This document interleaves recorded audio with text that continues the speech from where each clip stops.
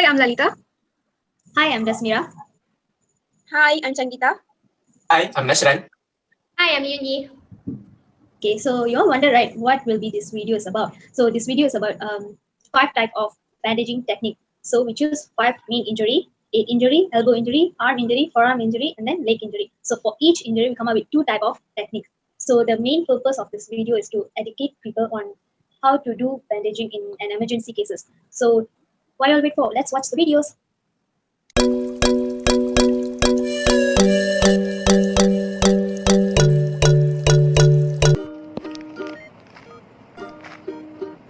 I have an idea. So I'm going to do 2 type of bandaging for head injury. One is cuff injury bandaging using turban technique, and second one is hypocrite's cap type bandaging using recurrent technique. So let's look at it. First one is cuff injury bandaging. So the technique that used in this type of bandaging is turban technique. So now I'm going to show how to do it. First, fold the base of the triangular bandage into 2 inch like this, and then put on the top of the victim head with the base is just above the eyebrows. Then bring the end of the triangular bandage at the back, make a cross and bring it forward, and then make a knot, brief knot.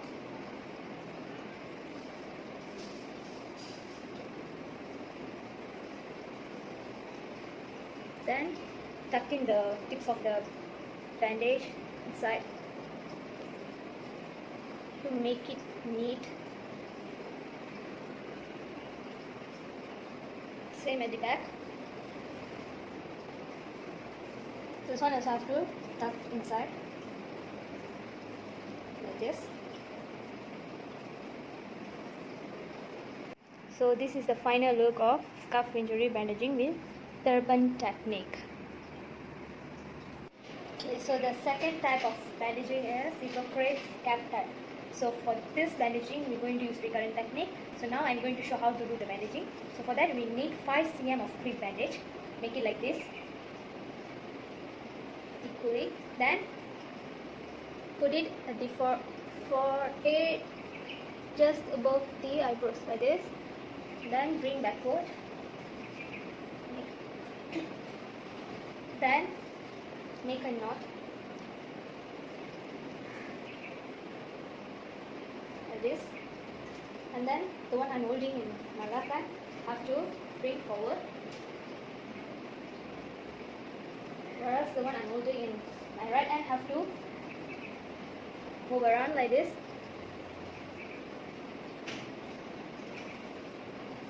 Then move backward.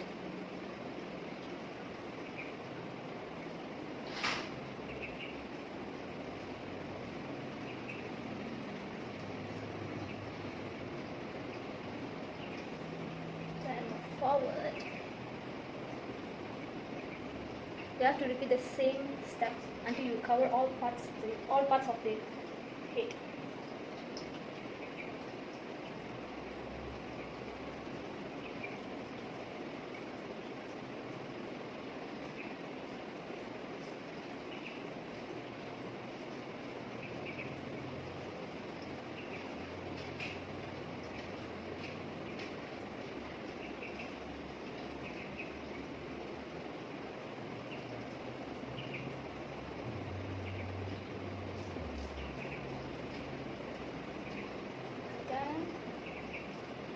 You have to put pin.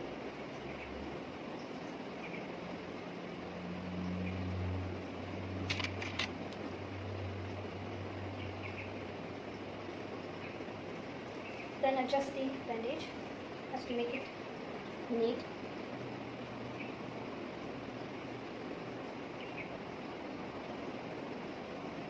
Okay, so this one will be the final look. I hope you all learned something from this video. So now let's look another type of bandaging. Okay, first I'll be demonstrating on how to do arm sling. Firstly, you will need a triangular bandage. Ask the injured person to hold up their injured arm with another hand. Then open your triangular bandage This short end is to be at the elbow part. Take one of the long end, go underneath the injured arm and put it on top of the shoulder. Next, take the other end and cross it over the injured arm. Next, make a knot at the collarbone. Make sure the knot is tight enough to hold and support the injured arm. Next, adjust the triangular bandage accordingly.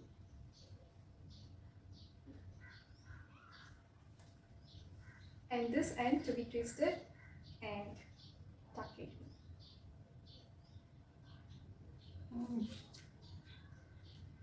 Let's say the knot here is very tight. Use another towel to give a support here.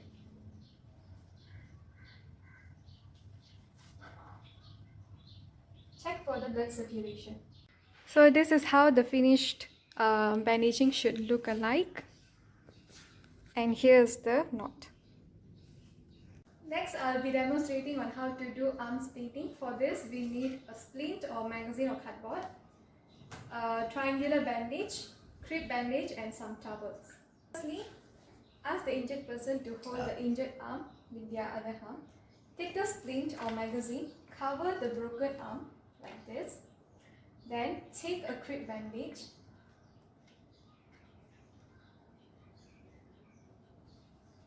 Take a crib bandage and tie it around, not so tight or not so loose.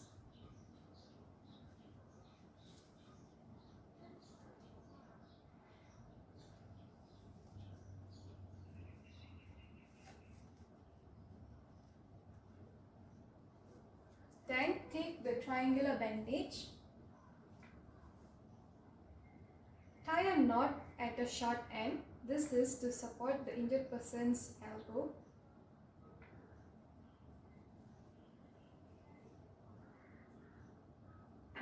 Then take one long end, go underneath the injured arm and put it on the shoulder. Take the other end and cover the injured arm.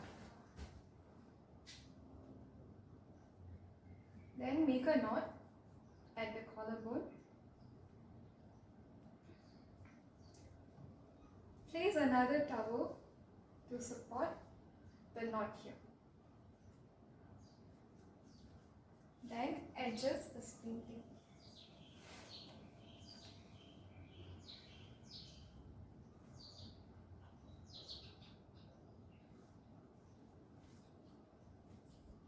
Now take a longer towel and tie it around the injured person's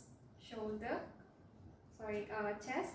This is to prevent the hand from moving. This is how the end will look. Hi everyone, I'm Leonie. So today I'll be teaching you how to do figure of 8 and reverse spiral in bandaging for elbow injury. This is a figure of 8 bandaging style for elbow.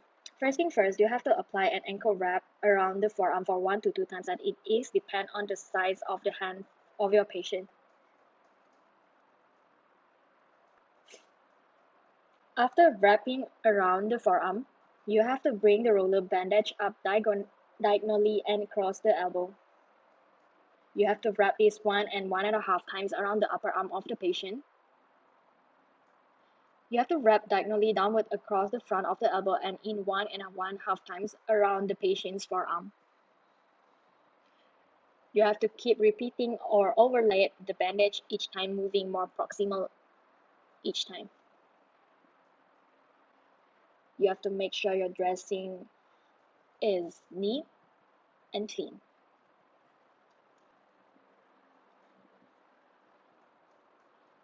At the end, you will have to secure the wrap with a tape or a clip so that your dressing will be more secure.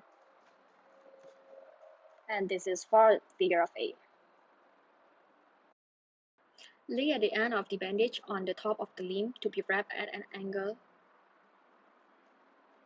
You have to wrap the bandage completely around the upper limb for twice as the starting point.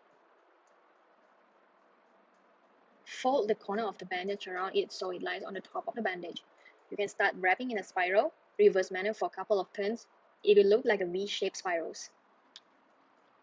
Continue making the spiral reverse turns until the entire portion of the elbow has been nicely wrapped. You have to make sure all of your dressings are nice and clean. You have to keep the bandage tight enough to apply pressure to the upper limb, but not too tight to impair blood circulation. Lastly, you have to secure the wrap with a tape, clip, or tie the end of the bandage in a position that is easy to reach. This is the reverse spiral. Alright, got it. So for my part, I'll be doing bandaging for forearm, which consists of two types of methods, that is spiral and also ring bandage. For the first methods of bandaging, I'll be demonstrating will be the spiral method, which is most commonly used for the paramedics, emergency, or teachers that happens to be at the location. So firstly, we'll be using the roller bandage, and here my assistant will be helping me demonstrate by wrapping my forearm. So firstly, check the pulse as to ensure there's normal breathing, normal pace. And so firstly, put the bandage on top at the end of the wrist. So start wrapping it twice, which to ensure anchor. Okay, good job. Okay, but make sure it is not tight. It is not too loose as to it will affect the pulse, blood flow, blood circulation. So slowly moving upwards in a spiral manner until the roller bandage is done or there's none left.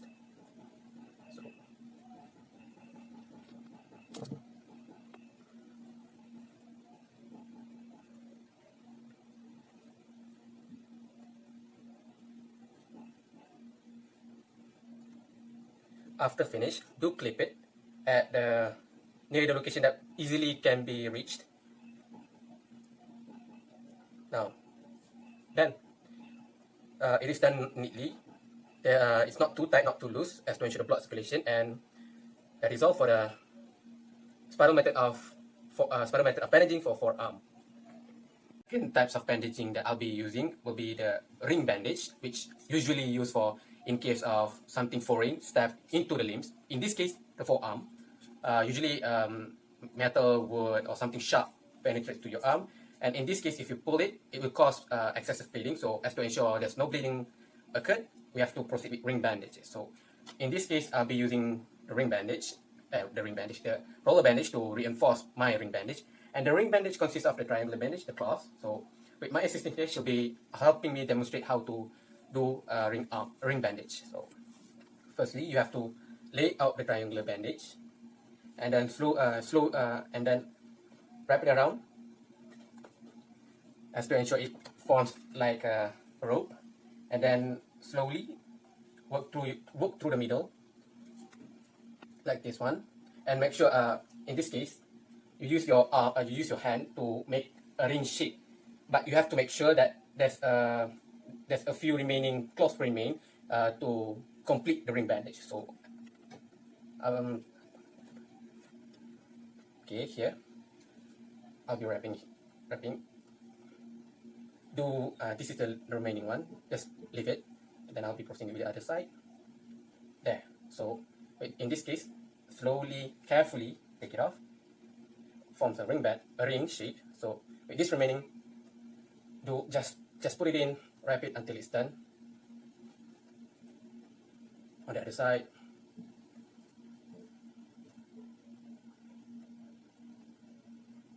Here, the ring. So should be holding it. So this is the sharp item. So here step. So so slowly putting the ring bandage on top of it, and then proceed with using the roller bandage. As you can see, just wrap it around, make sure it completely seals off the ring bandage, and wrap it around from left to right, left to right.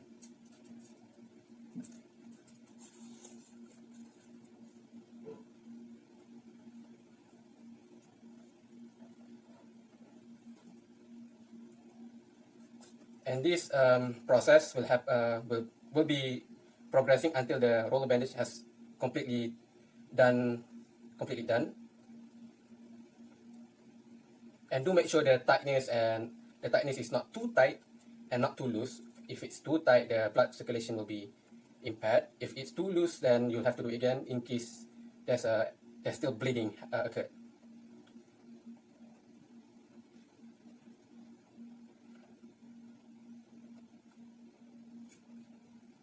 Alright, it's already been done.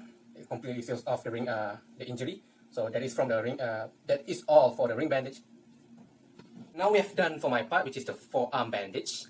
I'll be passing to my fellow doctors or my fellow teammates. So passing out.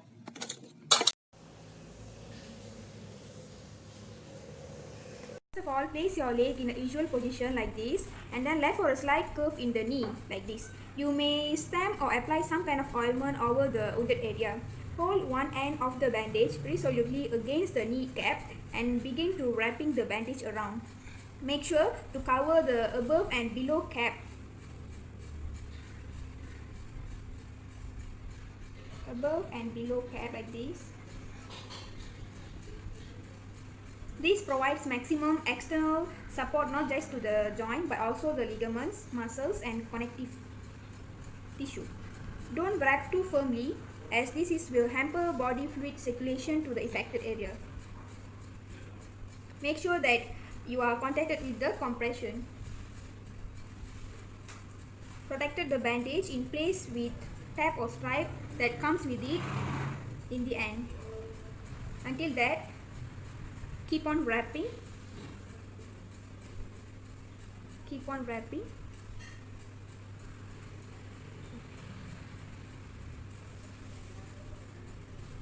Until the finish line, and then secure with any pin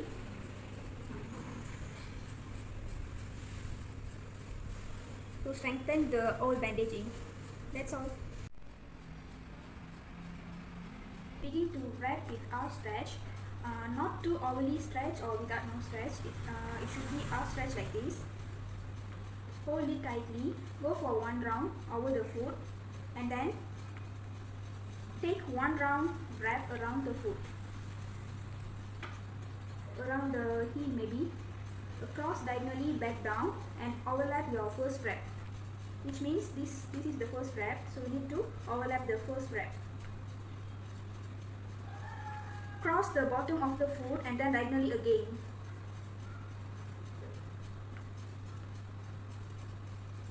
Make sure it is straight without any wrinkles. Continue doing it and diagonally down and straight across the back and diagonally up.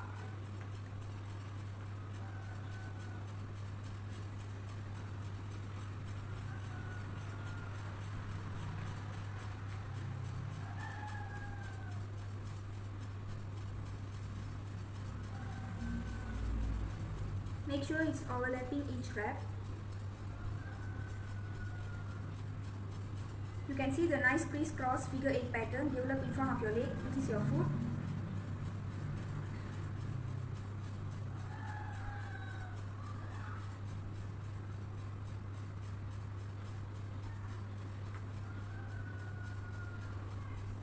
Secure the bandage with pin like this, and then check the toe whether it feels tickling, numbness or change the color. If yes, remove the bandage. For a small tip, rewrap the old bandage every 4 to 6 hours or if it loosens. That's all.